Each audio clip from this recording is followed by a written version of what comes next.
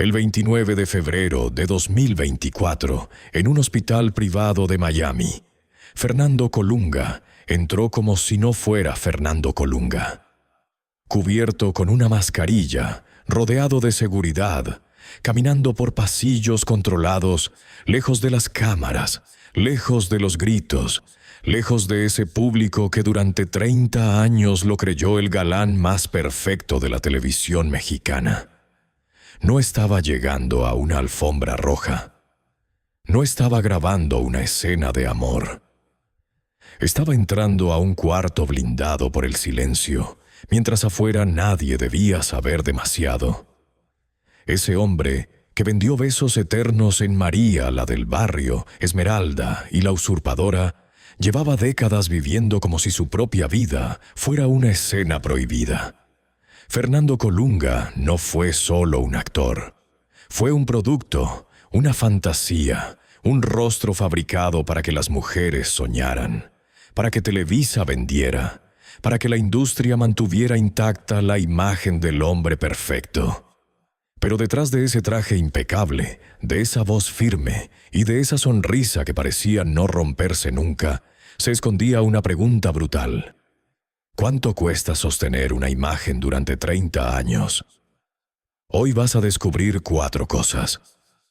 Primera, cómo un joven que estudió ingeniería y empezó como doble de riesgo en 1988, terminó convertido en el galán más vigilado de México.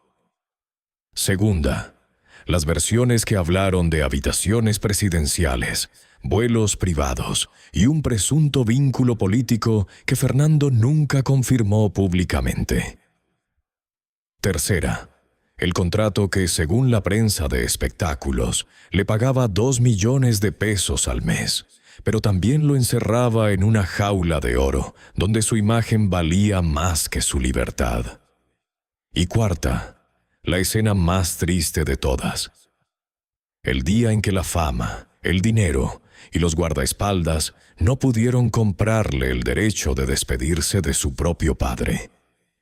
Guarda esta frase en tu mente. El galán no podía romperse.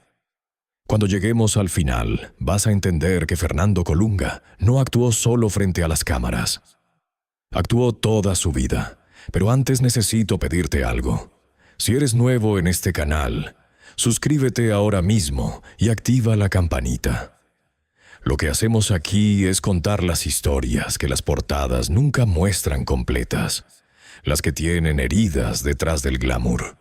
Y si esta historia te parece importante, dale like en este momento. Ese like le dice al algoritmo que este contenido merece llegar a más personas. Déjame también en los comentarios una sola cosa. ¿Cuál fue la telenovela de Fernando Colunga que más te marcó y por qué? Solo eso. Quiero saber cuántas generaciones tocó este hombre. Empecemos desde el principio. Ciudad de México, 3 de marzo de 1966. En una casa ordenada, discreta, sin escándalos, nace Fernando Colunga Olivares, hijo de un ingeniero civil y de Margarita Olivares. No nació en una familia destruida por el hambre. No llegó al mundo con una tragedia visible en la frente. Y quizá por eso su historia es más peligrosa. Porque hay prisiones que no parecen prisiones. Hay jaulas que se construyen con disciplina, buenas costumbres y silencio. Fernando creció como hijo único, protegido, educado, rodeado de una estabilidad que parecía perfecta. Guarda esa palabra, perfecto. Porque esa palabra lo iba a perseguir toda la vida. Antes de ser el galán que Televisa vendería como sueño nacional, Fernando fue un joven destinado a una vida completamente distinta. Estudió ingeniería civil. Imagina eso por un momento.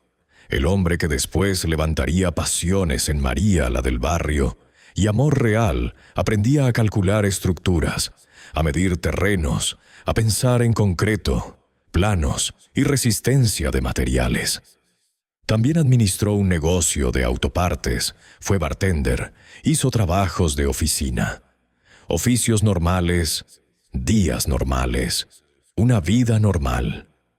Esa clase de vida que no aparece en las portadas, pero que permite a un hombre respirar sin que nadie le exija sonreír de cierta manera. El destino no lo llamó con aplausos, lo llamó con una motocicleta. 1988, Dulce Desafío, una telenovela juvenil de Televisa. Fernando no entra como estrella, entra desde atrás, desde el riesgo, desde el cuerpo usado para que otro brille. Lo contratan como doble de acción de Eduardo Yáñez, porque sabe manejar motocicleta, porque tiene físico, porque puede caer, acelerar, girar, exponerse sin que el público sepa su nombre. Piensa en eso. El futuro galán más famoso de las telenovelas empezó siendo una sombra. El cuerpo que protegía al protagonista. El hombre que hacía el peligro mientras otro recibía el primer plano. Y ahí nació la primera mentira. No una mentira dicha con palabras. Una mentira fabricada con imagen. Fernando entendió que su cuerpo podía abrir puertas, que su presencia podía valer dinero, que la televisión no siempre buscaba verdad, sino una figura capaz de sostener una fantasía. A principios de los años 90, Televisa lo absorbió como solo Televisa sabía hacerlo. Lo formó, lo pulió, lo iluminó, lo convirtió en un molde. María Mercedes en 1992, María, la del barrio, en 1995, Esmeralda en 1997, Amor Real en 2003. Fernando ya no era solo un actor, era el novio imaginario de un continente. Tenía que mirar como príncipe, caminar como príncipe, besar como príncipe y sobre todo, no fallar nunca. Porque el galán de telenovela no envejece como un hombre común. No duda, no tiembla, no se rompe, no tiene una vida privada que contradiga el sueño. La máscara debía seguir intacta. Mientras más grande se hacía su fama, más pequeña se volvía su libertad. Cada éxito era una puerta que se cerraba detrás de él. Y ahí está la herida que casi nadie mira. Fernando Colunga no fue destruido por el fracaso, fue atrapado por el éxito. Cuando un actor se vuelve demasiado rentable, deja de pertenecerse. Su sonrisa tiene dueño, su silencio tiene precio. Su vida se convierte en propiedad de una industria que no perdona grietas. Si llevas viendo este video y todavía no le has dado like, este es el momento. Y si conoces a alguien que creció viendo las telenovelas de Fernando sin saber nada de esta parte de su historia, compártele este video. Mientras millones de mujeres lo veían besar a Thalía, a Leticia Calderón, a Adela Noriega, mientras el país entero lo imaginaba como el hombre que cualquier madre quería para su hija, en los pasillos de la farándula empezaban a circular otras historias. Historias incómodas. Historias que no venían de un set de televisión, sino de un lugar mucho más peligroso. La política. Según versiones periodísticas que sacudieron al espectáculo mexicano, el nombre de Fernando Colunga fue vinculado con Rafael Moreno Valle, exgobernador de Puebla. Nunca fue confirmado públicamente por Colunga. Nunca hubo una confesión suya frente a una cámara. Pero la versión corrió.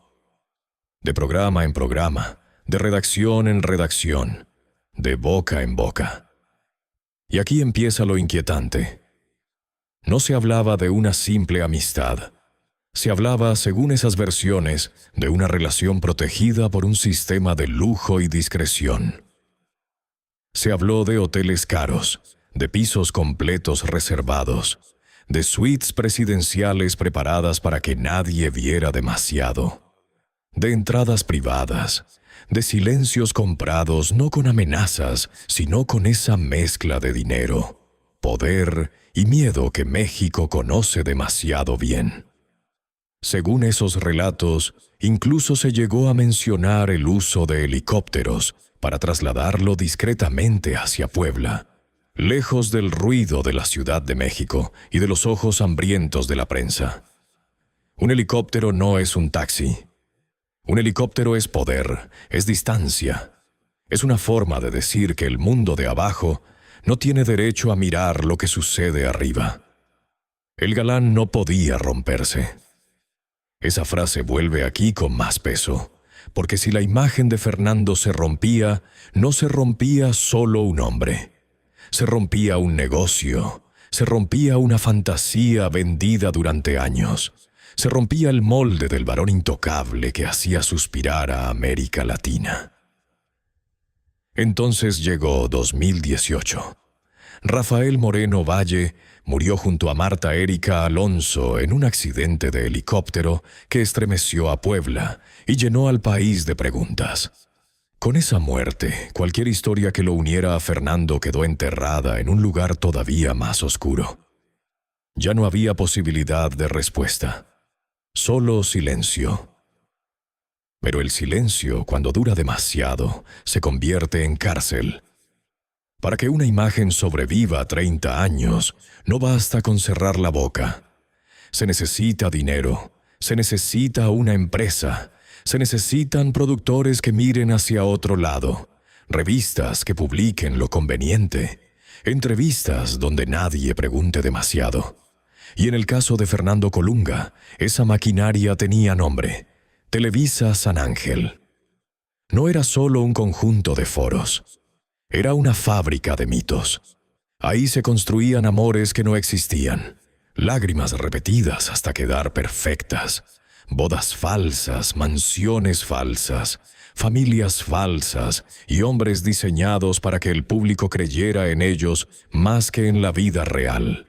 Fernando entró como actor, pero con los años se convirtió en algo mucho más rentable: una propiedad emocional. Según versiones difundidas por la prensa de espectáculos, Colunga llegó a tener uno de los contratos de exclusividad más altos de Televisa. Una cifra que muchos repitieron con asombro: 2 millones de pesos al mes. 2 millones cada 30 días, aunque no estuviera grabando, aunque no apareciera en pantalla, aunque solo estuviera ahí guardado como una joya que la empresa no quería soltar. Un pago así no compra solo talento. Compra presencia, compra lealtad, compra obediencia, compra silencio. Compra la obligación de no romper el personaje cuando se apagan las cámaras. Porque Fernando Colunga no podía despertarse un día y decir: «Este soy yo». No podía mostrarse cansado, vulnerable, contradictorio, humano. Tenía que seguir siendo el hombre que Televisa había vendido. Y entonces apareció la otra parte del contrato, la que no siempre se escribe con tinta. Las apariciones convenientes, los rumores controlados, las compañeras de pantalla convertidas por la prensa en posibles romances. Thalía en los años de María la del barrio. Blanca Soto después de Porque el amor manda. Nombres que el público repetía con emoción, como si la telenovela se hubiera salido del televisor y hubiera continuado en la vida real. Pero nunca todo era claro. Blanca Soto, durante años, fue colocada por los medios dentro del misterio más grande de Fernando. Nadie decía suficiente, nadie negaba lo bastante. Y esa zona gris era perfecta para la industria, porque mientras el público discutía si había amor o romance escondido, el verdadero negocio seguía intacto. La jaula estaba forrada de billetes. Desde afuera parecía éxito. Desde adentro era una habitación sin ventanas. Cada mes llegaba el dinero, pero también llegaba la exigencia invisible de seguir callado. Cada aplauso confirmaba su grandeza, pero también apretaba un poco más la cuerda. Cada portada lo volvía más famoso y menos libre. En 2017, dentro de los pasillos de Televisa, ese pacto dorado empezó a pudrirse. Eduardo Mesa preparaba una nueva telenovela, Papá a toda madre, una historia más ligera, más coral. No era el gran melodrama de época donde Fernando podía entrar con mirada de tormenta y hacer que todo girara alrededor de él. Según versiones de prensa, el papel llegó primero a Fernando. La empresa lo quería, el proyecto lo esperaba. Pero Fernando no respondió como antes. Ignoró llamadas, tardó en contestar, dejó que los productores sintieran el peso de su ausencia. Porque cuando un hombre ha pasado 3 décadas siendo tratado como intocable, llega un momento en que confunde el silencio con poder. Cuando por fin se reunió con Eduardo Mesa, el ambiente ya estaba cargado. Fernando, según esas versiones, no quería entrar a una historia donde tuviera que compartir demasiado espacio con otros actores. No quería diluir su imagen en un elenco amplio. No quería ser uno más dentro de una maquinaria que ya no estaba hecha únicamente para servirle.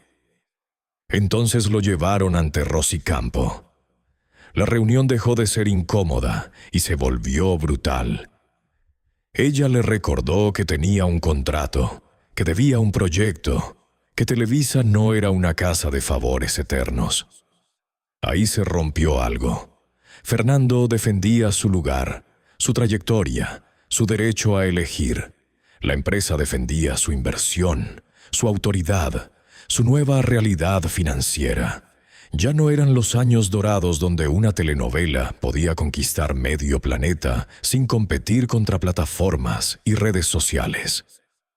El negocio estaba cambiando y Fernando parecía negarse a entenderlo. Según versiones de farándula, una frase cayó como una bofetada. Ya estás viejo para rechazar papeles. Guarda esa frase porque no solo atacaba su edad, atacaba el corazón del mito. Durante años Fernando había sido el hombre que no envejecía.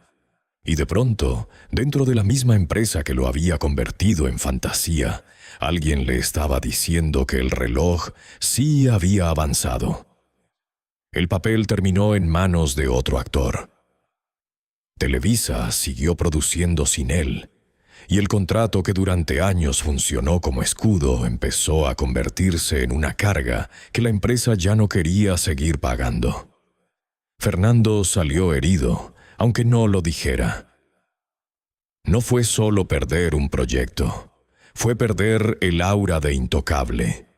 Fue descubrir que el mismo sistema que lo protegía también podía expulsarlo. Fue entender que el amor de una empresa dura exactamente lo que dura la rentabilidad de una imagen. La factura más cruel no llegó en un foro, no llegó en una oficina de Televisa, no llegó con un contrato roto. Llegó en una habitación de hospital. A principios de 2019, según reportes difundidos por la prensa, el ingeniero Fernando Colunga, padre del actor, recibió un diagnóstico que empezó a apagarlo lentamente: cáncer de colon. No fue una tragedia repentina, fue una cuenta regresiva. Consultas, estudios, tratamientos, viajes entre Florida y Ciudad de México. Días buenos que parecían esperanza, días malos que parecían despedida. Piensa en esto un momento. El hombre que le dio el apellido al galán más famoso de las telenovelas mexicanas no estaba rodeado de cámaras. No tenía música dramática, solo tenía un cuerpo enfermo, una esposa resistiendo y una familia tratando de creer que aún quedaba tiempo.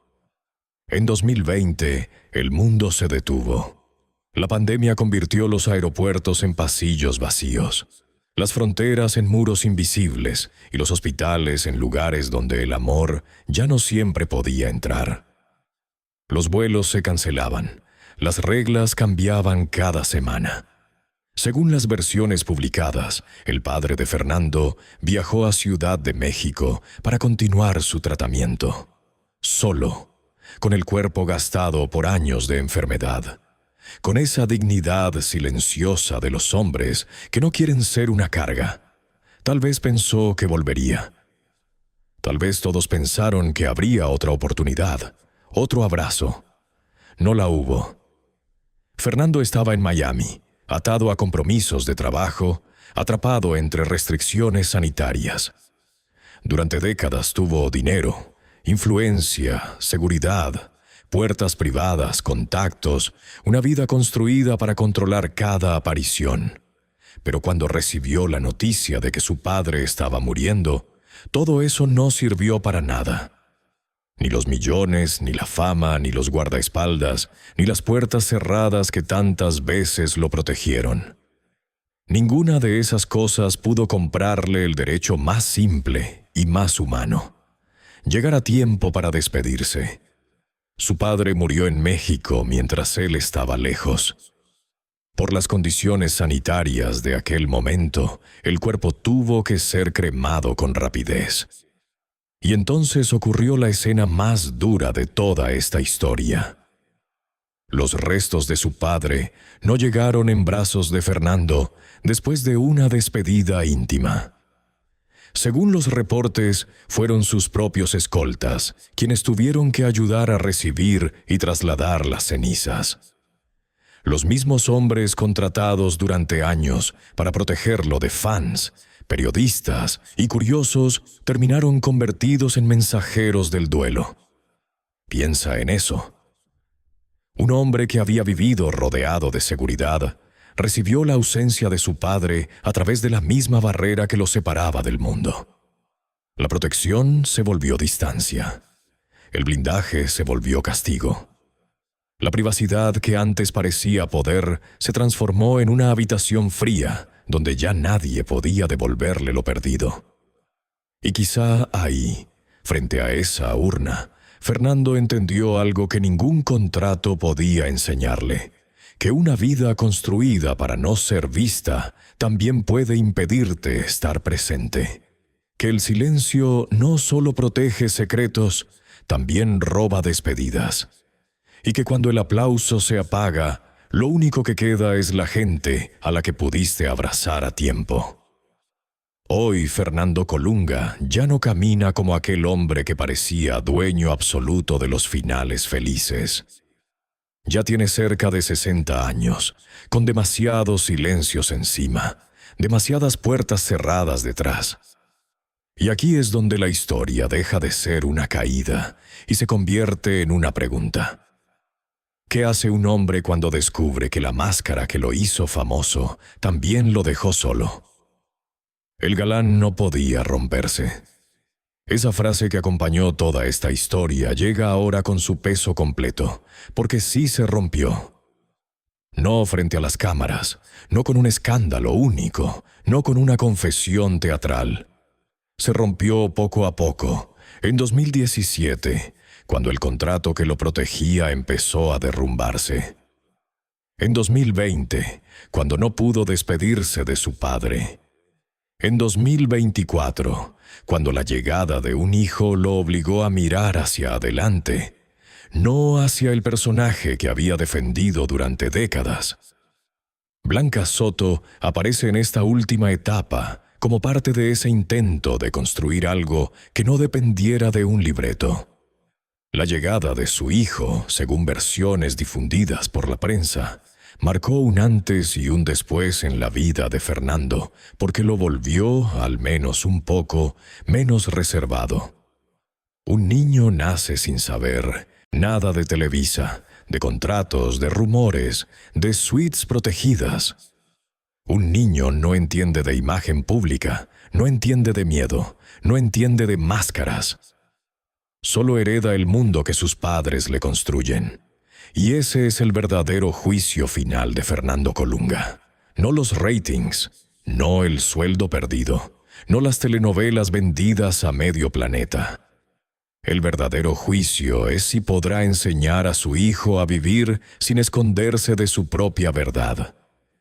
Fernando Colunga fue quizá el último gran galán fabricado por una televisión que confundía amor con mercancía y misterio con prisión. Le dieron fama, fortuna, poder y una eternidad de aplausos repetidos.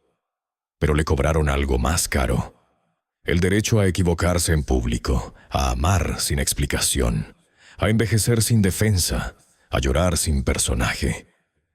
Al final, la vida no le preguntó cuántas novelas protagonizó. Le preguntó quién era cuando nadie lo estaba mirando. Y tal vez esa sea la tragedia más profunda, que Fernando Colunga pasó media vida interpretando al hombre perfecto, cuando lo único que necesitaba era permiso para ser un hombre real. Si esta historia te tocó de alguna manera, déjame en los comentarios tu primera memoria de Fernando Colunga, la telenovela que más te marcó, el personaje que nunca olvidaste. Quiero saber cuántas generaciones tocó este hombre. Suscríbete si todavía no lo has hecho. Comparte este video con alguien que crea conocer a Fernando Colunga solo por sus personajes. La próxima semana traemos otra historia que la prensa rosa nunca te contó completa. Otro nombre, otro precio pagado en silencio. Nos vemos ahí.